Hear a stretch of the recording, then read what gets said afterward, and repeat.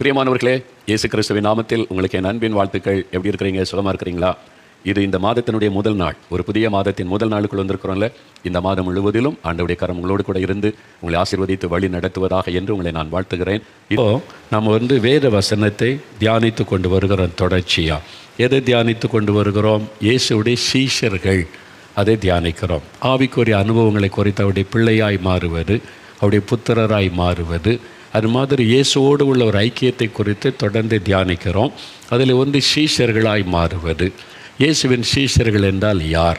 தன்னை வெறுத்து சிலுவை எடுத்துக்கொண்டு அவரை பின்பற்றவங்க தான் சீஷர்கள் என்று சொல்லி, அவரை பின்பற்றும் போது அவருடைய அடிச்சுவட்டிலே நடக்கணும். இயேசுவின் அடிச்சுவட்டிலே நடக்கும் பொழுது அவருடைய சுபாவங்கள் நமக்குள்ளே வரணும். இயேசுவை போல வாழணும். இயேசுவை போல நம்ம ஜீவிப்பதற்கு அர்ப்பணித்து கொள்ளணும். நான் ரொம்ப ஜெபிக்கிறது, ஆண்டவரே உம்மை போல நான் வாழணும், உம்மை போல நான் ஜெபிக்கணும், உம்மை போல நான் ஊழியம் செய்யணும். Lord, I want to live like you and I want to pray like you and I want to do ministry like you. இது ஆரம்ப காலத்திலிருந்து என்னுடைய ஜெபம். அதனால் இயேசுவை நான் கூர்ந்து கவனித்து ஒவ்வொரு காரியத்தை அறிந்து அதுக்காக நான் தாகத்தோடு இன்றைக்கு வரைக்கும் ஜெபிக்கிறேன். முடிந்து விட்டதல்ல, இன்னும் அவரை போல இன்னும் மாறணும்னு சொல்லி ஜெபித்து கொண்டே இருக்கிறேன். சரி, அதில் பல காரியத்தை தியானித்தோம். இன்றைக்கு ஒரு காரியத்தை தியானிக்க போகிறோம். அது என்னவென்றால், இயேசுவை போல மன்னிக்கிற சுபாவம் நமக்கு தேவை. மன்னிக்கிற சுபாவம், மன்னிக்கிற குணம். இயேசுவை போல நம்ம மன்னிக்கணும். லூக்கா 23:34 வசனம் பாருங்கள். லூக்கா 23:34. சிலுவையில் இயேசு தொங்கிக் கொண்டிருக்கும் பொழுது, அப்பொழுது இயேசு, பிதாவே இவர்களுக்கு மன்னியும், தாங்கள் செய்கிறது இன்னதென்று அறியாதிருக்கிறார்களே என்றார். சிலுவையில் ரத்தம் வடிய இயேசு சிலுவையில் தொங்கிக் கொண்டிருந்த சமயம், காயப்பட்டு அவமானப்படுத்தப்பட்டு நிந்திக்கப்பட்டு கேவலப்படுத்தப்பட்டு அந்த சிலுவையில் தொங்கிக் கொண்டிருந்த சமயம், ஒரு குற்றமும் செய்யாத அவர் மீது அபாண்டமான பழி சுமத்தப்பட்டு அவரை எவ்வளவு சிறுமைப்படுத்த முடியுமோ சிறுமைப்படுத்தி, அவர் ஜனங்களுக்கு நன்மை செய்ததை கூட நினைக்காதபடிக்கு வியாதியஸ்தரை குணமாக்கினார், அற்புதம் செய்தார், மரித்தோரை எழுப்பினார், இவ்வளோ மக்களுடைய கண்ணீரை துடைத்தார். அந்த சிந்தை கூட இல்லாதபடிக்கு அவரை சிறுமைப்படுத்தி கேவலப்படுத்தி சிலுவையில் தொங்க வைத்த சமயம், அவரை பரிகாசம் பண்ணுறாங்க, கேவலமாக பேசுகிறாங்க. அந்த சமயத்தில் பிதாவே இவர்களுக்கு மன்னியும் என்று மன்னிக்கிற ஒரு ஜெபத்தை செய்கிறார். மன்னிக்கிற ஒரு இருதயம் இயேசுவுக்கு இருந்தது. அந்த சுபாவம் இயேசுவுக்குள்ளே இருந்தது. இதை நான் அதிகமாக தியானித்து, எனக்கு ஆரம்ப காலத்தில் எனக்கு அது மன்னிக்கிற சுபாவெல்லாம் கிடையாது. எனக்கு கோபம் வரும், எரிச்சல் வரும், ஆண்டவர் ஏதாவது அவனை பண்ணிடணும் அப்படின்ற மாதிரிலாம் நான் நினச்சிருக்கிறேன். அப்படிலாம் பண்ணி ஏதாவது செய்யுங்க ஆண்டவரே அப்படிலாம். ஆனால் ஆண்டவர் என்னை கற்றுக் கொடுத்தார், அப்படி இல்லை மகனே என்று.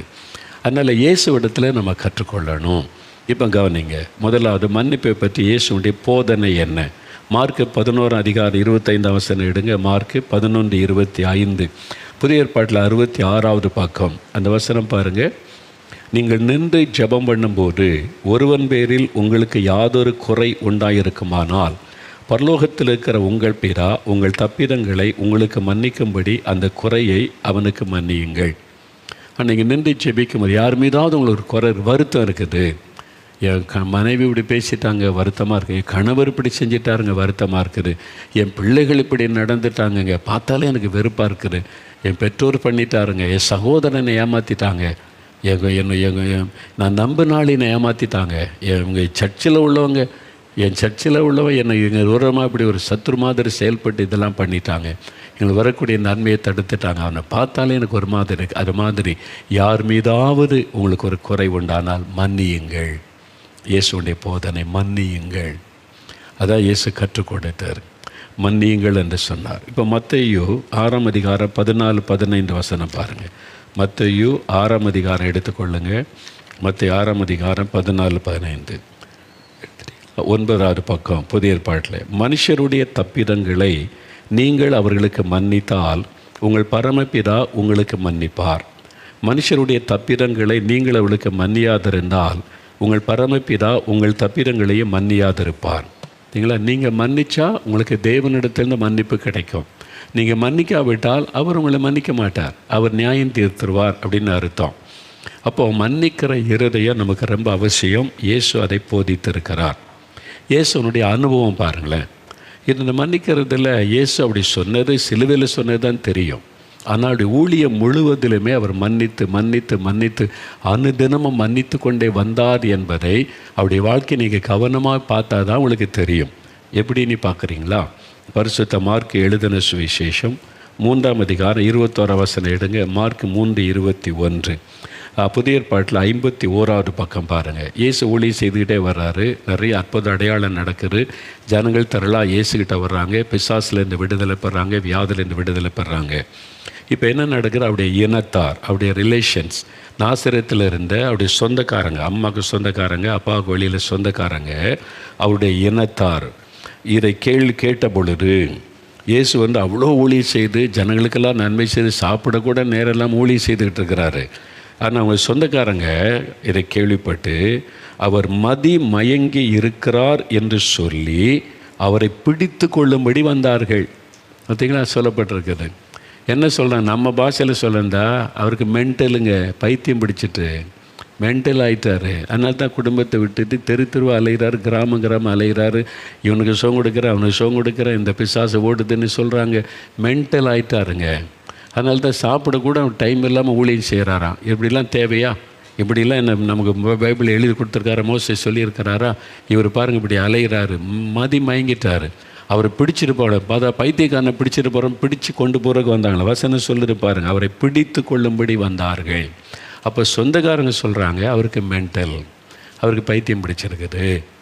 அவர் வியாதியஸ்தரை கண்டு மனதுருகி சுகமாக்குகிறார், பிசாசுப்படுத்தவர்கள் விடுதலை கொடுக்கிறார், பாவத்திலேருந்து ஒரு புது வாழ்க்கை கொடுக்க இவ்வளோ நன்மை செய்கிறா. இவங்களுக்கு எப்படி தெரியுது? மென்டல், பைத்தியம். அதுக்கு விளக்கம் சொல்லிகிட்டு இருக்கிறாங்க. அது சொல்லிவிட்டு அதுக்கு ஆமோதிக்கிற ஒரு கூட்டம் இருக்கிறாங்க, சொந்தக்காரங்க அப்படி தான் இருக்கிறாங்க. இது இயேசு எவ்வளோ பாதிச்சிருக்கோம்ல, யோசித்து பாருங்களேன். பைத்தியங்க, உனக்கு என்ன பைத்தியமா? எதுக்கு இப்படி அலைஞ்சிக்கிட்டு இருக்கேன்? உங்கள் அம்மா இருக்காங்க, சகோதர சகோதரிகள் வீட்டில் இருக்க வேண்டியதானே? நான் ஜபாலயத்தில் வேணால் நாசரத்தில் பேசிட்டு வீட்டில் எதுக்கு தெருவா ஊர் அலைகிறேன் அப்படின்னு சொல்லும்போது இயேசுக்கு எப்படி இருந்திருக்கும்? கற்பனை பண்ணி பாருங்கள். நான் இந்து குடும்பத்திலேருந்து ரட்சிக்கப்பட்டேன்னா இயேசு எனக்கு அற்புதம் செய்துட்டார். அதனால் அது மெட்ராஸில் நடந்தது எனக்கு அற்புதம். நாங்கள் பிரசங்கம் பண்ணி ஊழியம் செய்ய சொந்த கிராமத்துக்கு போனார். 4 மாடியில் தங்கி ஊழியம் செய்து கொண்டு வந்தேன். பிரசங்கம் பண்ணுறது, ஊராக போய் கூட்டங்களில் பேசுகிறதெல்லாம். எங்கள் சொந்தக்காரங்க எல்லாம் இந்துக்கள், மெஜாரிட்டி. 1-2 கிறிஸ்தவ குடும்பம் இருக்கிறாங்க. அவங்க சிலர் எங்கள் வீட்டுக்கே தேடி வருவாங்க. எங்கள் வீட்டில் எல்லாம் இந்துக்களில் வீட்டை எதுக்கு இப்படி ஊராக பிரசங்கம் பண்ணுற, எதுக்கு இப்படிலாம் அலையிறேன்னு, ஏதாவது வேலை பார்த்து சம்பாதிச்சு குடும்பத்துக்கு உதவியாரு, எதுக்கு இப்படி ஊராக போய், சரி இயேசு உனக்கு அற்புதம் செய்கிறான்ற உன்னோட வச்சுக்க, எதுக்கு பிரசங்கம் பண்ணுற. சொந்தக்காரங்களாம் அப்படி தான் பேசுவாங்க. நான் ஒரு கல்யாண வீட்டுக்கு போயிட்டா எல்லோரும் என்ன சூழ்ந்துக்கிடுவாங்க, எதுக்கு திருத்தூராக பிரசங்கம் பண்ணிட்டு அலையிற, ஊராக பிரசங்கம் பண்ணிட்டு அலையிற. என்ன அவங்களுடைய மத நம்பிக்கையினால் இப்போ அவங்களுக்கு பாதிப்பாக தெரியுதா என்ன அப்படி பேசுவாங்க. அதனால் சொந்தக்கார வீட்டுக்கு கூட எனக்கு கல்யாண வீட்டுக்கெலாம் போக எனக்கு விருப்பம் இருக்காது. போனால் எல்லாம் நம்மளை சூழ்ந்து கொள்ளுவாங்கன்னு சொல்லி மனசு ரொம்ப பாதிக்கப்படும். இயேசு எவ்வளோ பாதிக்கப்பட்டிருப்பார். ஆனால் இன்றைக்கி அதே ஆட்களில் நிறைய பேர் ரட்சிக்கப்பட்டாங்க. நிறைய பேர் ரெண்டு பிரார்த்தனை பண்ணுப்பா, நமக்காக ஜெபம் பண்ணுப்பான்னே அதே சொந்தக்காரங்க வர்றாங்க. அதுக்கு இவ்வளோ காலமாக இருக்கிறது. ஆனால் இயேசு கிறிஸ்துவை மயங்கி இருக்கிறான்னு சொந்தக்காரங்க சொன்னால் இயேசுவை எவ்வளோ பாதிச்சிருக்கோம்ல, யோசித்து பாருங்கள். அப்போ ஆண்டவர் என்ன செய்தார்? அவர் மேலே கோவப்படலை, கசப்பு கொள்ளலை. நான் இவ்வளோ நன்மை செய்கிறது உங்களுக்கு பைத்தியமாக தெரியுதா? அப்படிலாம் பேசலை. அது மனசை பாதிக்கும்போது ஊழியம் பாதிக்கப்படும். பிரசங்கம் பண்ண முடியாது, ஜெபிக்க முடியாது, அப்போ ஆண்டவர் எப்படி அதை சமாளித்தார்? அதை மன்னித்தார். ஆண்டவர் அவங்க தெரியாமல் பேசுகிறாங்க, அறியாமல் எனக்கு மன்னிச்சிடுறேன், என்ன பைத்தியம்னு சொல்கிறவங்கள நான் மன்னிக்கிறேன், நீங்களும் அவங்கள மன்னிச்சிருங்க. நீ மன்னிக்கிற ஒரு இருதயம் இயேசுக்குள்ளே இருந்து கொண்டே இருந்தார். ஒவ்வொரு நாளும் அவர் மன்னித்து கொண்டே இருந்ததை நீங்கள் கவனமாக பார்த்தா தெரியும். அடுத்த வசனம் பாருங்களேன், 22வது வசனம். எருசலேமிலிருந்து வந்த வேதபாரகர், இவன் பெயல்செபூலை கொண்டிருக்கிறான், பிசாசுகளின் தலைவனாலே பிசாசுகளை துரத்துகிறான் என்றார்கள். இப்போ பார்த்தீங்களா, வேதபாரகர் ஒரு மத அமைப்பு. அவங்க தங்களை ரொம்ப பரிசுத்தவான்களாக காண்பித்து வேதத்தை பாதுகாக்கிறவர்கள் வேதபாரகர்கள். யூதத்தில் ஒரு மத தலைவர், ஒரு செக்டார் அவங்க. அப்போ அவங்க என்ன சொல்கிறாங்க, இவர் பிசாசை துரத்தி மக்கள் விடுதலை பெறுவதை பார்த்து அவங்களுக்கு சந்தோஷம் வரலை. அவங்க பொறாமையினால் என்ன சொல்கிறாங்க, இவன் பிசாசு பிடிச்சிருக்கியா இயேசுவுக்கு, பிசாசுகளின் தலைவனே இயேசு மேலே அவர் இருக்கிறா, அதை வச்சு தான் அவர் பிசாசை துரத்துகிறார். நீ எப்படிலாம் பேசுகிறாங்க பாருங்கள். இயேசுவை பைத்தியம்னு சொல்கிறாங்க, பிசாசு பிடித்தவன்னு சொல்கிறாங்க. எவ்வளோ மனசை பாதிக்கும்ல. இன்றைக்கி சோசியல் மீடியாவில் யாராவது பேசிட்டா மனசு பாதிக்கப்படுதில்லை. சில ஊழியர்கள் சோர்ந்தே போயிட்டேன்றாங்க. அவ்வளோதான், சோர்ந்தே போயிட்டேன் அப்படின்றாங்க. யார் இப்போ என்னை பற்றி என்ன பேசினாலும் என்னை அதை பாதிக்கிறது இல்லை. ஆரம்பத்தில் என்னை ரொம்ப பாதிச்சது கர்த்தர் என்னை உருவாக்கி கொண்டு வந்தார். இப்படி தான் பேசுவான், இப்படி தான் எழுதுவாங்க, இப்படி தான் ஒரு கூட்டம் இருப்பாங்க, நீ இதெல்லாம் மன்னித்து மறந்து போய்கிட்டே இரு, என்ன இடத்துல கற்றுக்கொள்ள என்று இயேசு சொன்னார். இயேசு அப்படின்னு அதெல்லாம் மன்னித்து மறந்து ஒளி செய்துக்கிட்டே இருந்தார். அவர் சொல்கிறாங்க, பிசாசுகளின் தலைவனால் என்னையா பிசாசு துரத்துறான்றீங்க, பிசாசு பிடிச்சிருக்கியா இயேசுக்குன்றாங்க. மோகன்லாஸுக்கு பிசாசு பிடிச்சிருக்கு, பிசாசுகளின் தலைவனே மோகன்லாஸில் இருக்கிறாரு, அதை வச்சு தான் இந்த எல்லாம் செய்கிறாருன்னு சொன்னால் எனக்கு எப்படி இருக்கும் இல்லை? அன்றைக்கு இயேசுவே அப்படி சொல்லியிருக்கிறாங்க. நானாரு ஒரு மனுஷன், குறைவுள்ள மனுஷன், அவர் எவ்வளோ பரிசுத்தமான தேவன், அவரே அப்படி தான் சொல்கிறாங்க. ஆனால் அதுக்கு மத்தியில் எப்படிங்க அவரால் சந்தோஷமாக ஊழியம் செய்ய முடிந்தது? இன்றைக்கி யாராவது ஒரு வார்த்தை பேசிட்டா ஜெபிக்க முடியல, நீ தூங்க முடியல, சாப்பிட முடியல, ஊழியம் செய்ய முடியலன்னு சோர்ந்து போகிறோமே. இயேசுவால் எப்படி இதெல்லாம் கேட்டுட்டு மக்களுக்கு நன்மை செய்ய முடிந்தது, ஊழியம் செய்ய முடிந்தது? அப்போ தான் இயேசு கற்றுக் கொடுத்தா, நான் மன்னித்து மறந்து போய்கிட்டே இருந்தேன். மன்னிச்சிரு, அவ்வளோதான். அவங்களுக்கு அறிவு அவ்வளோதான், அவங்களுக்கு தெரிந்தது அவ்வளோதான். அவங்களுக்கு பொறாமை, அவங்களுக்கு எரிச்சல், அதனால் சிலர் அறியாமையினால், சிலர் பொறாமையினால். சொந்தக்காரங்க ஏன் பிடிக்க வந்தாங்க? அவங்க அறியாமை. இந்த வேத மார்கர் ஏன் இயேசு பிசாசு பிடிச்ச வந்தாங்க? பொறாமை. அவங்களால விரட்ட முடியல. இயேசு அதட்டினா போயிடுது, நாங்கள் மத தலைவர்கள், நாங்கள் தான் பரிசுத்தவான்னு காமிச்சிக்கிட்டு இருக்கிறோம், எங்களால் முடியல, இந்த இயேசுவை கண்டா பிசாசு போதுன்னா என்ன பண்ணலாம்? பிசாசுகளின் தலைவன் பொறாமை. இன்றைக்கி வாட்ஸ்அப்பில் பேசுகிறான், அவனை பாருங்களேன், நிறையா அவனோட ஹிஸ்ட்ரி எடுத்து பாருங்கள். அந்த பேசுகிற ஆள் அவர் என்ன ஊழியம் செய்கிறாரு, அவரால் எத்தனை ஆத்மா ரட்சிக்கப்படுது, அவங்க மூலமாக இயேசு மகிமைப்படுறாரா, இயேசுவை உயர்த்துறாரா அப்படின்னு அவர் ஹிஸ்ட்ரி எடுத்து பாருங்கள். அவன் குடும்பம் எப்படிப்பட்டது, என்ன ஊழியம் செய்யுது, தேவனுடைய ராஜ்யத்தை எப்படி கட்டுக்கிறான்னு பாருங்கள். நயா பைசாவுக்கு பிரயோஜனம் இருக்கார். ஆனால் அங்கே வாட்ஸ்அப்பில் வீடியோவில் பார்த்தீங்கன்னா பெரிய பரிசுத்தர் மாதிரி எல்லாத்தையும் குத்த சொல்லி பேசிக்கிட்டே இருப்பான். எதுக்கு? பணம் சம்பாதிக்க. ஊழியக்காரனை திட்டி லைக்ஸ் வாங்கி பணம் சம்பாதிக்கிறாங்க, தெரியுமா அவங்களுக்கு? அதனால் லைக்ஸ் போடுங்கன்றாங்க, சப்ஸ்கிரைப் பண்ணுங்கன்றாங்க. என்ன நல்லவங்களை திட்டினா நிறைய பேர் பார்ப்பாங்க, என்ஜாய் பண்ணுவாங்க, அதனால் இவங்களுக்கு வருமானம் வருது, அதிலிருந்து காசு வருது. அதுக்காக தான் அதை ஊழிய மாதிரி செஞ்சுக்கிட்டு இருக்காங்களே தவிர பிழைப்பு, கேவலமான பிழைப்பு, அசிங்கமான பிழைப்பு நடத்துகிற சில பொல்லாதவர்கள் பரிசுத்தவான்மார் பேசிக்கிட்டு இருக்கிறாங்க. அவங்களாம் மன்னித்து மறந்து போகிறதுனால நாங்கள் சந்தோஷமாக ஊழியம் செய்கிறோம். மனசு ஆரம்பத்தில் நான் ரொம்ப பாதிக்கப்பட்டேன். அப்போ ஆண்டவர் என்னை கற்றுக் கொடுத்தார். என்னையே பிசாசு பிடித்தோன்னு சொன்னாங்க, என்னையே மென்டல்னு சொன்னாங்க. ஒன்றை சொல்ல மாட்டாங்களா? என்னையே அப்படி சொன்னால் ஒன்றை சொல்ல மாட்டாங்களா? சொல்லுவாங்க. அப்படி தான். இன்னொரு காரியம் பாருங்கள், யோவான் 7:12 எடுங்க, பைபிளை பாருங்களேன். யோவான் 7:12 பாருங்கள். ஜனங்களுக்குள்ளே அவரை குறித்து முறுமுறுப்பு உண்டாயிற்று. சிலர் அவர் நல்லவர் என்றார்கள், வேறு சிலர் அப்படியல்ல, அவன் ஜனங்களை வஞ்சிக்கிறவன் என்று சொல்லிக் கொண்டார்கள். இயேசு கிறிஸ்து குருடருக்கு பார்வை கொடுத்து, சப்பானியை நடக்க வச்சு, குஷ்டரோகியை குணமாக்கி, ஜனங்களுக்காய் பரிதபிக்கிறேன்னு பசியாக இருந்த ஆகாரம் கொடுத்து, இவ்வளவு நன்மை செய்து அவருக்கு தங்குறதுக்கு இடம் கிடையாது, அவர் நிரந்தரமாக ஒரு இடம் கிடையாது, சுற்றி திரிந்த நன்மை செய்தால் அதில் சிலர் சொல்கிற அவர் நல்லவருங்க, நன்மை செய்கிறாருங்க. ஒரு கூட்டம் என்ன சொல்லலாம்? இல்லை ஜனங்களை ஏமாத்துகிற ஆளுங்க, வஞ்சிக்கிற ஆளுங்க அப்படின்னு சொல்லி அப்படியும் பேசுகிறாங்க. இந்த ரெண்டு மக்கள் கட்டாயம் இருப்பாங்க. நீங்கள் ஊழியம் செய்கிறீங்களா, சபை நடத்தினாலும் சரி, எந்த ஊழியம் செய்தாலும் சரி, ஒரு கூட்டம் உங்களை நல்லவன் என்று சொல்லும், ஒரு கூட்டம் உங்களை வஞ்சகன் என்று சொல்லும். இது ரெண்டு இருக்கிற பாருங்கள். ரெண்டு இருந்தால் தான் நீங்கள் கரெக்டான ஊழியம் செய்கிறீங்கன்னு அர்த்தம். எல்லாருமே புகழ்ந்துக்கிட்டு இருந்தான்னு வைங்க, நீங்கள் டேஞ்சர் ஜோனில் இருக்கீங்க. எல்லாராலும் புகழப்படுகிறவனுக்கு ஐயோ அப்படின்னு பைபிளில் இருக்குது. எல்லாராலும் இயேசுவால் கூட புகழ்கிற மாதிரி ஊழியம் செய்ய முடியல. எல்லாரும் புகழ்கிற மாதிரி, எல்லாரும் ஏற்றுக்கொள்கிற மாதிரி இயேசுவால் கூட ஊழியம் செய்ய முடியாது. ஒரு கூட்டம் சொல்லிக்கிட்டு தான் இருப்பாங்க, திட்டிக்கிட்டு தான் இருப்பாங்க. ஒரு கூட்டம் குறை சொல்லிக்கிட்டு தான் இருப்பாங்க, வஞ்சகன்னுபாங்க, ஏமாற்றுக்காரன்னு சொல்லுவாங்க.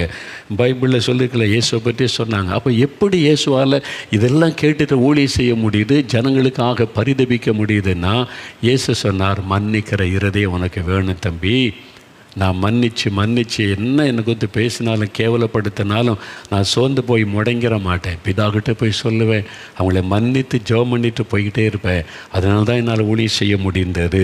இதை கற்றுக் கொடுத்தார். இன்னொரு காரியம் பாருங்களேன், யோவான் 7:20 பாருங்களேன். இன்னொரு பயங்கரமான காரியம் சொல்றப்பட்டிருக்கிறாரு. யோவான் 7:20 பாருங்கள். என்ன சொல்லப்போ, ஜனங்கள் அவருக்கு பிரதியுத்தரமாக, மக்களே சொல்கிறாங்க கூட, இவ்வளோ நன்மையை பார்த்த பிறகும் அற்புதத்தை பார்த்த பிறகும் சில மனிதர்கள் சொல்கிறாங்க, நீ பிசாசு பிடித்தவன், உன்னை கொலை செய்ய யார் தேடுறாங்க? எவ்வளோ அற்பமாக பேசுகிறாங்க பாருங்கள்.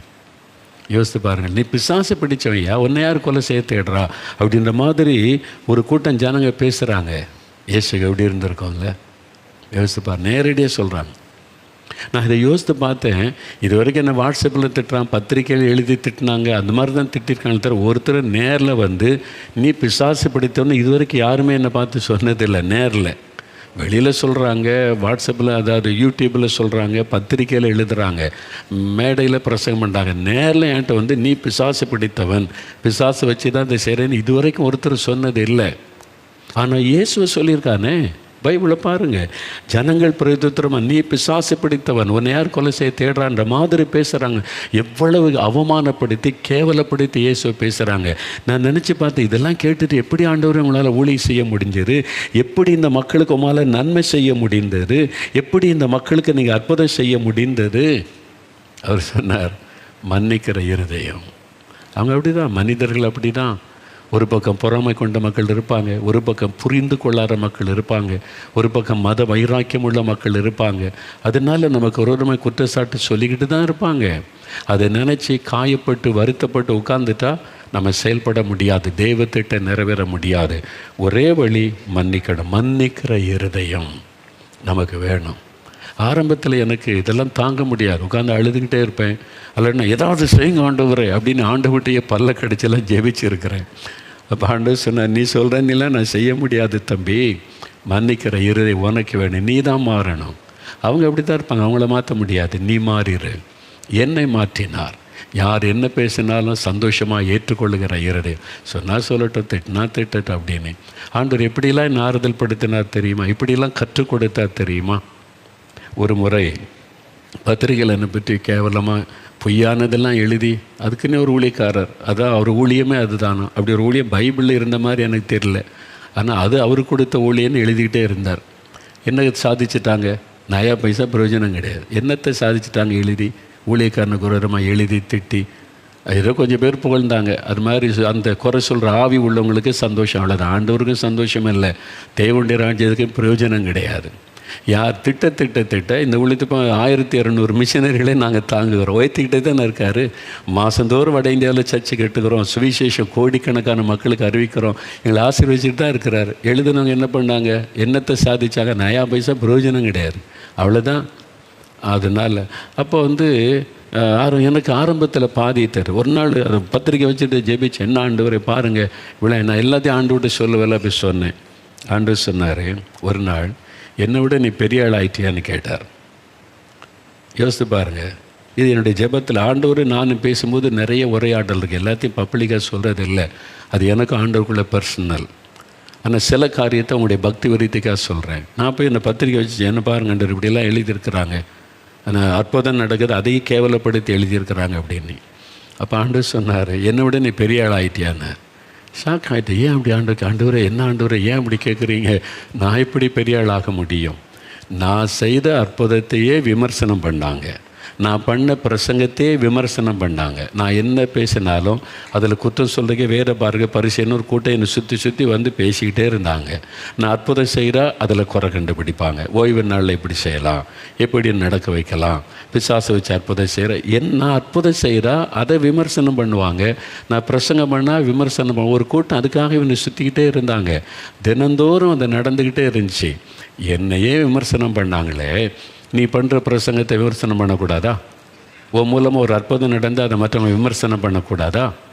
அவனுக்கு தெரிஞ்ச அளவில் விமர்சனம் பண்ணுறான். நீ என்னோட பெரிய ஆளா? என்னையே விமர்சனம் பண்ணாங்களே, ஐயோ ஆண்டவரே என்னை மன்னிச்சிருங்க, நான் அப்படி நினைக்கல. அப்போ என்ன செய்யணும்? ஒப்பு கொடு, விமர்சனம் பண்ணட்டும், எழுதுறவன் எழுதட்டும், பேசுகிறவன் பேசட்டும். எல்லோரும் ஒரு நாள் எனக்கு முன்னால் தானே வரணும். நான் தான் சிங்காசனத்தில் நியாயாதிபதி அமர்ந்திருப்பேன். அன்னைக்கு பதில் சொல்லணும்.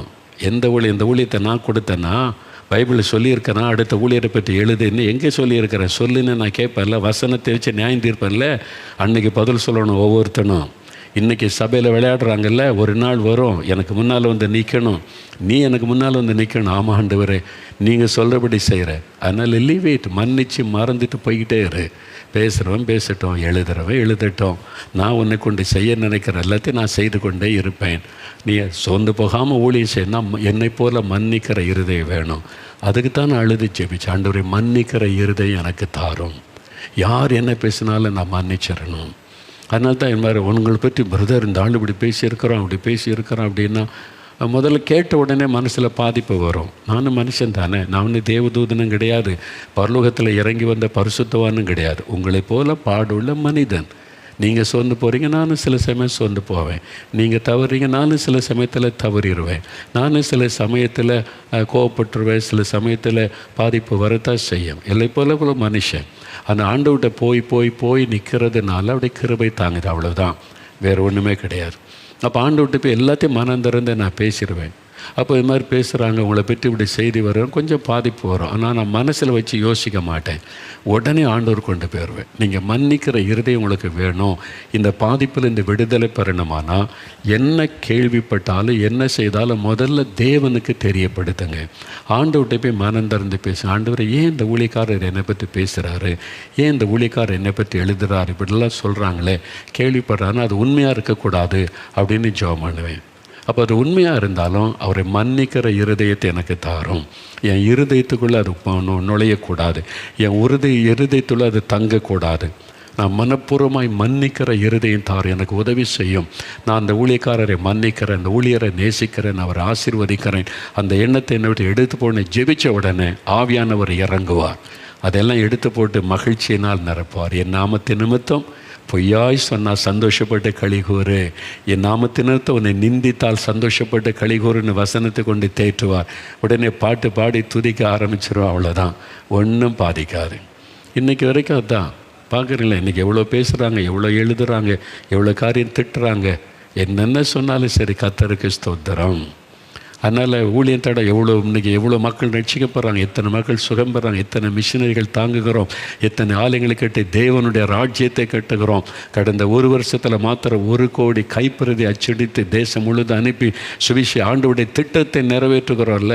இதுக்கு மேலே யார் என்ன பேசினா எனக்கு என்ன, எழுதினா எனக்கு என்ன, நான் இயேசுனை குறித்து சந்தோஷப்படுகிறேன். ஆண்டவர் சொன்னார் ஒரு நாள், ஒவ்வொரு சமயங்களில் ஒன்று பேசும். ஒரு நாள் சொன்னார், யார் உன்னை பற்றி என்ன சொன்னால் என்ன, உன்னை நியாயந்து இருக்க போகிறத நான் தான்.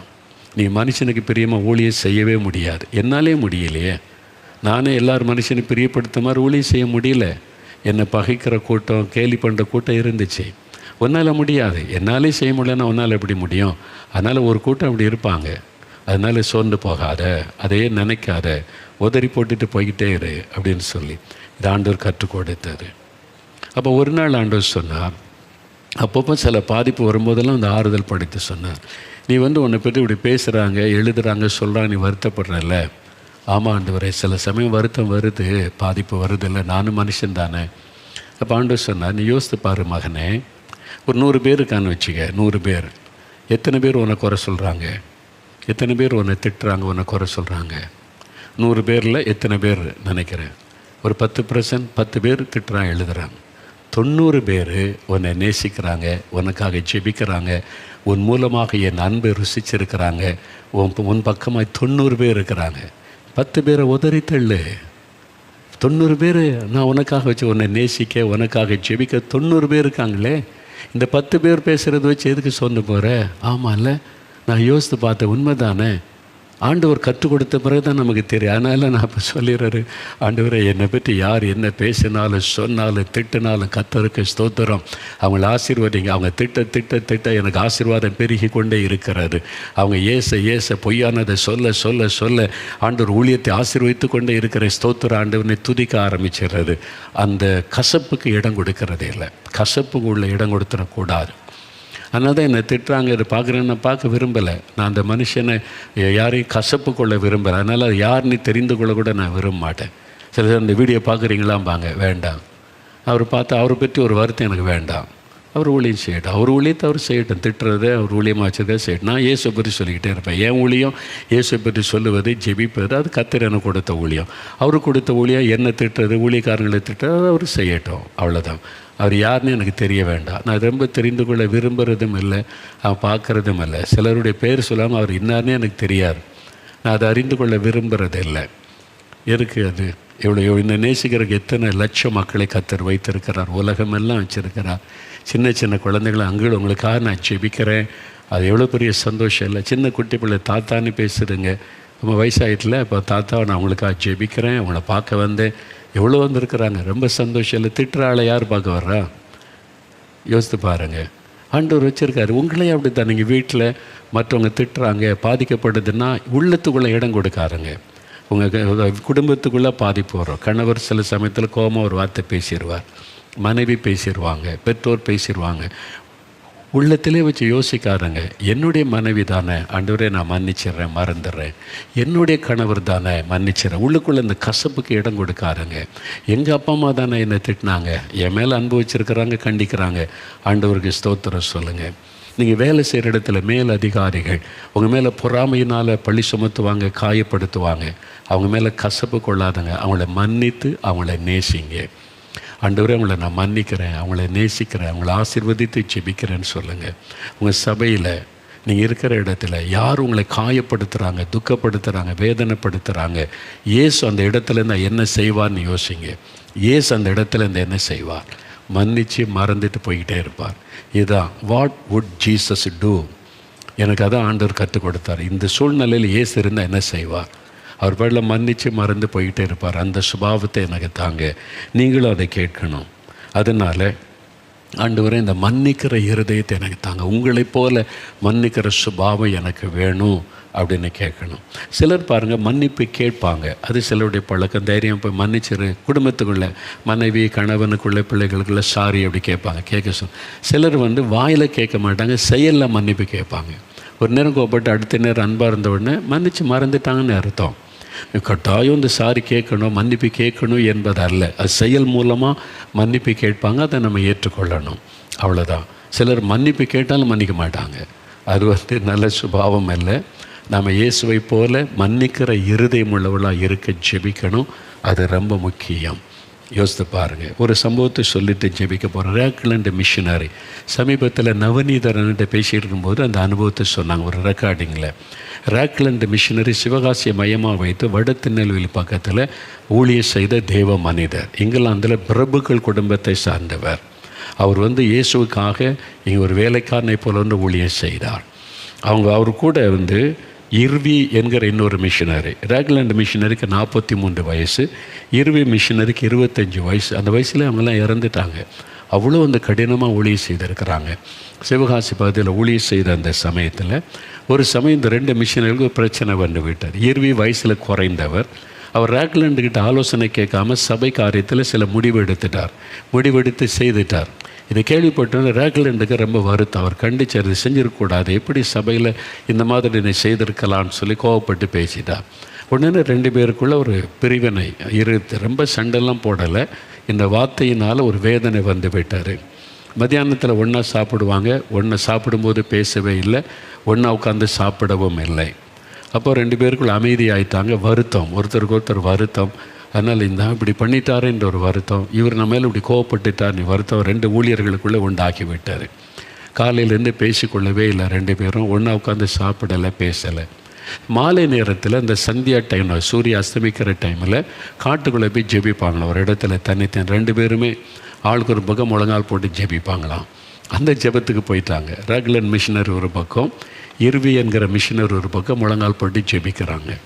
அவர் ஜெபிக்க ஆரம்பித்தோடனே ரேக்லண்ட் மிஷினரி தான் வயசில் கூடினவர். அவர்கிட்ட ஆண்டவர் பேசி இருக்கிறார். எவ்வளோ நாள் இந்த கசப்பை உள்ளத்தில் வச்சுருப்பேன், ஏன் மன்னிக்கக்கூடாதுன்னு பேசினார். உடனே முழங்கால் விட்டு எழும்பி ஓடி போய் இந்த இர்வியை கட்டி பிடித்து கொண்டு அழுது கொண்டு சொன்னாராம், ஐ எம் சாரி, மன்னிச்சிருன்னு சொல்லி. ரொம்ப சண்டைலாம் போடவே இல்லை. அதுக்கே அவர் மன்னிப்பு கேட்டு ஒப்புரவாகி 2 பேரும் அவர் இவர்கிட்ட மன்னிப்பு கேட்க, இவர் மன்னிப்பு கேட்க, மன்னித்து ஒப்புரவாகி அந்த நேசித்த உடனே ஒரு பெரிய அன்பு நிரப்பினது ஜெபம் ஆசீர்வாதமாக இருந்தது. ஆனால் அந்த சூரியன் அஸ்தமிக்கிறதுக்குள்ளே எரிச்சல் தனியை கடவுது. அன்பு கூறுங்க, மன்னிங்க. தயவுசெய்து ஏன் இன்னைக்கு சண்டை? மன்னிக்கிற இருதயம் இல்லை. குறை சொல்லிவிட்டு அவர் குறை, இவர் சரியில்லை, அவர் சரியில்லை, இவர் சரியில்லை. ஒரே ஆண்டவர் தானே விசுவாசிக்கிறோம், ஒரே பைபிளை தானே கையில் வச்சுருக்கிறோம். கூப்பிட்டு பேசுங்க, மன்னன் திறந்து ஒருத்தருக்கு ஒருத்தர் மன்னிப்பு கேட்டு ஒப்புரவாகுங்க. நம்மால் இயேசுவை நாம் தூஷிக்கப்படுது, அதனால் நம்ம ஒப்புரவாகணும், நம்ம தாழ்த்தணும்னு மன்னிப்பு கேட்டு ஒப்புரவாகுங்க. வீட்டுக்குள்ளே கணவன் மனைவின்னு எவ்வளோ நாள் பேசாமல் இருப்பீங்க? பெற்றோர் பிள்ளைகளை எவ்வளோ நாள் சண்டை போட்டுக்கிட்டு இருப்பீங்க? சர்ச்சுக்குள்ளே எவ்வளோ நாள் சண்டை போட்டுக்கிட்டே மூஞ்சி திருப்பிக்கிட்டு இருப்பீங்க? மன்னிக்கிற இருதயம் இயேசுவை போல தாங்கன்னு கேளுங்க. அந்த இருதயம் வந்துட்டால் நீங்கள் எப்பவும் சந்தோஷமாக இருக்கலாம். உங்களுடைய ஜெப நேரம் இனிமையாக இருக்கும். இந்த மன்னிக்கிற இருதயம் இருக்கனால பாருங்கள், எனக்கு யார் மேலும் கசப்பு வெறுப்பு இல்லையா? நான் போய் முழங்கால் படியிட்ட உடனே என் இயேசுவின் பிரசன்னத்தை உணர முடியும், அவருடைய குரலை கேட்க முடியும். யார் மீதாவது கசப்பு வந்துட்டால் அதை மாறுறதுக்கு ரொம்ப நேரம் ஜெபிக்க வேண்டியது இருக்கும். கசப்புக்கு இடம் கொடுத்துறாதுங்க, வெறுப்புக்கு இடம் கொடுத்துறாங்க. ஆரம்பத்திலே மன்னிச்சு மறந்துடுங்க. ஆண்டவர்கிட்ட கொண்டு போங்க பிரச்சனையை. உடனே மாம்சத்துக்கு இடம் கொடுக்காது. தூண்டி விடுறதுக்குன்னே சில ஆள் இருப்பாங்க. இந்த மாதிரி பிரச்சனைக்காரமே சைடில் இருக்கும். தூண்டி விடுற ஆட்களால் தான் உங்களை கோபப்படுத்தி அவன் இப்படி பேசுகிறான், அவங்கள பற்றி இப்படி செய்கிறான், நீங்கள் உங்களுடைய பவரை, உங்களுடைய அதிகாரம்னு காமிங்க, அப்படிலாம் தூண்டி விட்டு அன்பை கெடுத்து சமாதானத்தை கெடுத்து கடைசியில் இயேசுக்கு அவமானம். தயவுசெய்து அதுக்கு இடம் கொடுக்காதபடி தாழ்த்துங்க, மன்னிச்சிருங்க. மன்னிக்கிற இருதயம் வேணும்னு கேளுங்க. எத்தனை பேருக்கு மன்னிக்கிற இருதயம் வேணும்? அந்த சுபாவம் வேணும். விரும்புகிறீங்களா? இருதயத்தில் கை வைங்க, ஒரு நிமிடம் ஜெபிக்கலாம். இயேசுவே, சிலுவையிலே நீர் உமக்கு விரோதமாய் செயல்பட்டவங்களை மனப்பூர்வமாய் மன்னித்தீர். அந்த மன்னிக்கிற அன்பு எனக்கு வேணும். எல்லோரும் கேளுங்க, வாய் தருங்க. குட்டி பிள்ளைகள் கூட அண்ணன் கூட சண்டை, அக்கா கூட சண்டை, பேசாமல் இருக்கிறீங்கள, மன்னிப்பு கேளுங்க, மன்னிப்பு கேளுங்க. ஆண்டவரே மன்னிச்சிருங்க, நான் யாரையும் கோவப்படுத்தக்கூடாது, எரிச்சல் பண்ணக்கூடாது, யார் மேலேயும் நான் கசப்பை வச்சுக்கூடாது, வெறுப்பை வைத்து கொள்ளக்கூடாது. ஆண்டவரே நான் நேசிக்கணும், அன்பு எனக்கு வேணும், சத்துருவையும் நான் நேசிக்கணும், மன்னிக்கிற அன்பு வேணும். கேளுங்க. வாலிப மகளை கேளு, வாலிப தம்பி கேளுங்க. ஐயா அம்மா கேளுங்க. மருமகிட்ட எவ்வளோ நாள் பேசாமல் இருப்பீங்க? மாமியார் கண்டா எவ்வளோ நாள் முகத்தை சுழிச்சிக்கிட்டே இருப்பீங்க? போய் மன்னிப்பு கேளுங்க, ஒப்புரவாகுங்க. அந்த அன்பு உங்களை உள்ளத்தை நிரப்பட்டும். பாஸ்டர் கூட சண்டை போட்டுக்கிட்டு எவ்வளவு நாள் நீங்கள் வந்து சர்ச்சில் ஒதுங்கி இருப்பீங்க? ஆண்டவர்கிட்ட மன்னிப்பு கேட்டு ஒப்புரவாகுங்க. எவ்வளோ நாள் சண்டை போட்டு இயேசுக்கு அவமானத்தை கொண்டு வர போகிறீங்க? நீங்கள் உங்களை தாழ்த்துங்க, தாழ்த்துங்க. ஊழியர்கள் உங்களை தாழ்த்துங்க. ஆண்டவருக்கு முன்னாலே தாழ்த்தி மன்னிக்கிற இருதயம் வேணும், மன்னிக்கிற அன்பு வேணும். இயேசுவை உம்மை போல மன்னிக்கிற இருதயம் தாங்க. கசப்பு வெறுப்பெல்லாம் என் உள்ளத்தை விட்டு விலகட்டும். இயேசுவே உங்களைப் போல என்னை மாற்றுங்க, உங்களைப் போல மன்னிக்கிற இருதயம் தாங்க. எனக்கு தாங்க ஆண்டவரே, எனக்கு அந்த மன்னிக்கிற இருதயம் தாங்க.